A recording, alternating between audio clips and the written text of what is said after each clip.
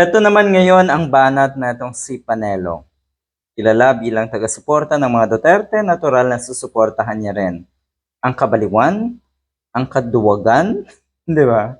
Ang pagiging walang hiya ni Baste Duterte. Ang pagiging makapal din ng mukha ng mga Duterte. Ganyan naman, tignan nyo, sino ba yung mga taong sumusuporta sa mga Duterte? Di ba?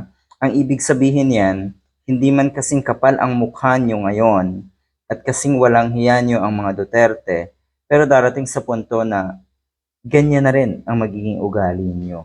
Yun yung mga taong nabaluktot na ang kaisipan kasi mahirap nang ibalik sa tuwid na kaisipan.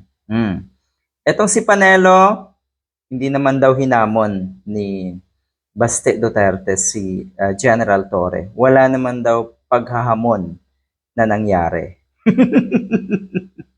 Gago, tanga kayo, lawyer na naturingan. Yun yung mga banat at patutsada. Ang ibig sabihin no, naghahamon ka na. Hindi man suntukan muna, hindi man boxing muna, pero may paghahamon ka na eh. Tipong ang hinahamon mo, labasan tayo ng baho.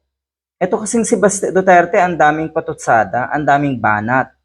O, akala naman niya, babanatan siya ngayon ni General Torres sa level na gusto niya. Napakababang level. Natural hindi. Tapos sasabihin walang paghahamon. Mga litsugas na to, ano ho, iniiba niyo ang usapan? Diba? Sa tuwing magsasalita etong si Baste Duterte sa kanyang podcast ko, no, meron bang lumabas sa bibig niya na hindi paghamon? Lahat yan paghamon. Lahat yan gustong mag-provoke ng galit. Gustong galitin ang kung sino man. Walang nagalit. Siya, si Baste Duterte mismo, ang tuluyang nabaliw at nagalit, naulul sa sarili niya. Yan ang malaking problema na itong mga Duterte.